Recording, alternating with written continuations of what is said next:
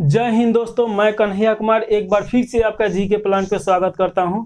आज हम लोगों को पढ़ना है गोदावरी नदी तंत्र।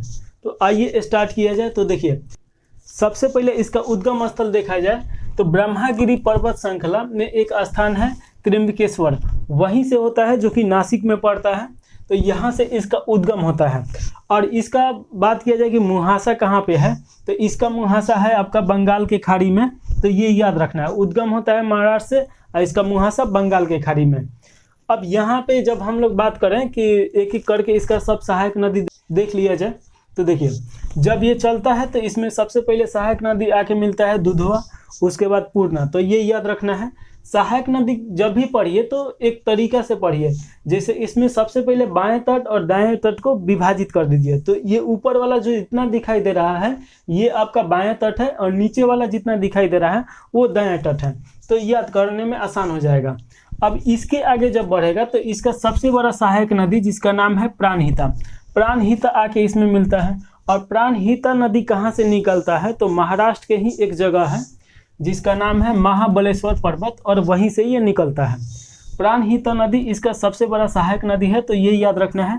और इसमें देखिए 3 नदी और आके मिलता है, वेनगंगा, पेनगंगा, उसके बाद वर्धा। तो ये याद रखना है, तीनों नदी इसमें आके मिलने के कारण इसमें पानी का प्रवाह बहुत ज़्यादा हो जाता है। बात किया जाए कि इसका पूरा गोदावरी नदी का लगभग 34% जो जल स्तर है ये प्राणहिता नदी ही दे देता है। तो ये बहुत इंपॉर्टेंट क्वेश्चन है, तो इसे जरूर याद रखना है। अब जब हम इसके आगे बढ़ेंगे लोग, तो एक नदी उड़ीसा से निकल के आएगा, उड़ीसा के रामपुर थुयामुल से निकल के आता है जिसका नाम रहता है इंद्रावती नदी। और इंद्रावती नदी पे ही एक चित्रकूट जलप्रपात है जहाँ से क्वेश्चन बार बार आता है, तो ये भी याद करना है। और इंद्रावती नदी आके यहाँ पे आंध्र प्रदेश में इसमें सम्मिलित हो जाता है। उसके बाद बात किया जाए कि एक उड़ीसा से ही निकल के आता है सबरी नदी। और सबरी नदी के बारे में बहुत प्रचलित कहानी है। जब श्री राम सीता के खोज में जा रहे थे तो उसी समय एक बुढ़िया माई रहती है झोपड़ी में, और जब पता चलता है कि श्री राम आ रहे हैं तो बैर वो चख चख के देखती है कि कौन मीठा है और कौन खट्टा है, तो मीठा एक साइड में रखती है श्री राम के लिए। तो ये जो नदी है उन्हीं के नाम पे रख दिया गया है सबरी नदी। और सबरी नदी का एक सहायक नदी है जिसे सिलेट के नाम से जाना जाता है, तो ये याद रखना है। उसके बाद देखिए कि ये इसका मुहासा बंगाल के खाड़ी में है, और इधर से एक कृष्णा नदी निकल के आता है, और कृष्णा नदी भी बहुत महत्वपूर्ण नदी है प्रायद्वीपीय नदी में, और इन दोनों का मुहासा है बंगाल के खाड़ी में। और इसी मुहासा पे भारत का दूसरा का सबसे बड़ा डेल्टा बनता है। तो आपको याद रखना है, आपसे क्वेश्चन पूछ सकता है कि भारत का दूसरा सबसे बड़ा डेल्टा कहाँ बनता है, तो यहीं पे बनता है गोदावरी और कृष्णा नदी के मुहासा पे। अब यहाँ पे एक क्वेश्चन और याद रखना है कि कोलोरू जो जल स्तर है तो यहीं पे है, तो ये भी याद रखना है। साथ में ये याद रखना है कि भारत की द्वितीय सबसे बड़ी मैंग्रोव वन है, यानी सुंदरी वन है, तो यहीं पे है। अब देखिए मैंग्रोव वन को ही हिंदी में सुंदरी वन बोला जाता है। एक बंगाल की खाड़ी में एक वृक्ष है जिसका नाम सुंदरी रखा गया है, और उस इतना ज़्यादा है कि जैसे कि मान लीजिए कोई पेड़ होता है तो ऐसे होता है ना, तो उसका जड़ ऊपर साइड पे निकल जाता है, क्योंकि 12 मास क्या होता है कि इसका जड़ पानी में रहता है। अगर पानी में रहेगा तो वो सड़ जाएगा, तो वो जड़ क्या करता है लोग कि अपने आप को ऊपर कर देता है लोग पानी से, और वो दिखने में खूबसूरत लगता है, इसीलिए उसका नाम सुंदरी रख दिया गया। और उसी के नाम पे बंगाल का जो खाड़ी है और जहाँ पे पद्मा नदी जाता है, गंगा और जमुना नदी के सम्मिलित मिल, और वहाँ पे एक बहुत बड़ा डेल्टा बनाता है, और वहाँ पे सुंदरवन डेल्टा है, तो उस डेल्टा का नाम उसी के नाम पे पड़ा है।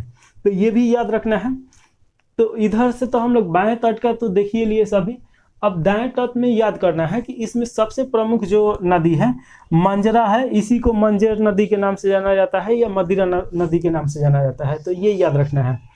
और इस पे देखिएगा कि एक निजाम सागर जलाशय है, तो याद करना है कि निजाम सागर जलाशय मंजरा नदी पे है।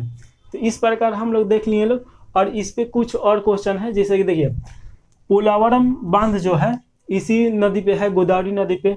पोयमपाद या कलेश्वर जो बांध है ये आपका तेलंगाना में पड़ेगा, इसी पे है, और ये आंध्र प्रदेश में पड़ेगा, तो ये भी इसी पे है। तो इस प्रकार हम लोग देख लिए। अब यहाँ से जितना क्वेश्चन है उसके बारे में देख लिया जाए। तो सबसे पहले बात किया जाए कि इसका उद्गम कहाँ पे होता है, तो उद्गम हम लोग अभी देखें त्र्यंबकेश्वर नासिक से होता है और ये ब्रह्मागिरी पर्वत श्रृंखला से होता है। अगर इसका लंबाई का बात किया जाए तो 1465 किलोमीटर का है, जो कि प्रायद्वीपीय भारत का सबसे बड़ा नदी है। प्रायद्वीपीय भारत का मतलब क्या हो गया कि जैसे कि देखिए, ये अगर जैसे ये भारत का मैप है तो यहाँ से करके देखा जाता है जो 8 राज्यों को काटता है। इसके नीचे का जो भाग है प्रायद्वीप, वह भाग होता है जो 3 तरफ से किसी जलाशय से घिरा हो, यानी समुद्र से घिरा हो, तो उसी को बोला जाता है प्रायद्वीपीय भाग। और ये प्रायद्वीपीय भाग में जितना नदी है ये सबसे बड़ा नदी तंत्र है, तो ये याद रखना है, और सबसे महत्वपूर्ण नदी भी है, और सबसे बड़ा ये सिंचाई का साधन भी उपलब्ध कराता है। अगर बात किया जाए कि 12मासी नदी में से, उसमें प्रायद्वीपीय भारत में मात्र 3-4 ही ऐसा नदी है जो 12मासी है, और उसमें से एक ये है गोदावरी नदी। तो इस प्रकार हम लोग देख लिए। तो देखिए, प्रायद्वीपीय भारत की सबसे लंबी नदी यही है, तो ये भी याद रखना है। उसके बाद एक और क्वेश्चन पूछेगा, जो इसके पहले हम गंगा नदी में आपको बताए थे कि ऐसी कौन सी नदी है जो भारत में उद्गम होता है और भारत में ही उसका मुहासा है। इस प्रकार वो भारत की सबसे लंबी नदी कौन सी है, तो यही है गोदावरी। इसका उद्गम देखिए कि महाराष्ट्र में होता है और बंगाल के खाड़ी में उड़ीसा के तट पे जाके विलुप्त हो जाता है। तो ये सबसे बड़ी नदी है, तो ये याद रखना है। अगर इसका उपनाम की बात किया जाए तो इसको दक्षिण की गंगा यानी दक्षिणी गंगा बोला जाता है। उसके बाद वृद्ध गंगा भी इसी को बोला जाता है, तो ये याद रखना है।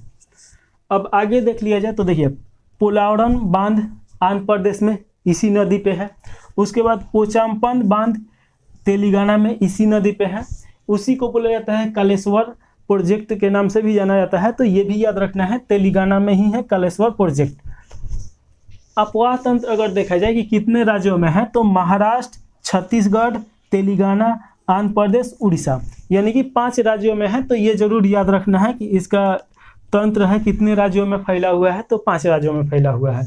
सबसे बड़ी सहायक नदी की अगर बात किया जाए तो प्राणहिता सबसे बड़ी सहायक नदी है। अभी हम लोग देखे हैं लोग, लगभग 34% पानी ये गोदावरी नदी को उपलब्ध कराता है।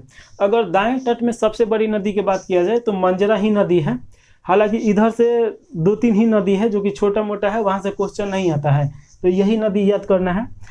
अब यहाँ पे याद करना है कि देखिए, कुंभ मेला भारत में 4 स्थानों पे लगता है, जिसमें से एक स्थान नासिक में गोदावरी नदी पे लगता है, तो ये याद करना है।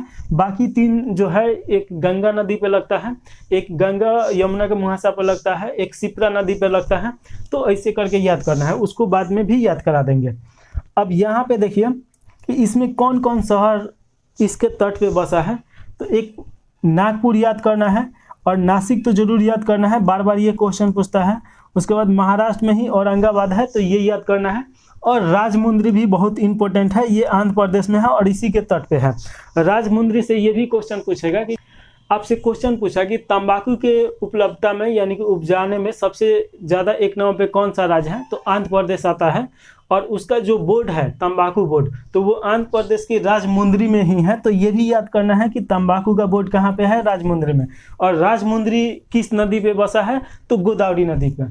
तो इस प्रकार हम लोग पूरी तरीक़ा से जितना गोदावरी नदी तंत्र है इसको हम लोग देख लिए लोग। तो 1-2 बार इसको रिवाइज कीजिएगा, आसानी से याद हो जाएगा। जय हिंद।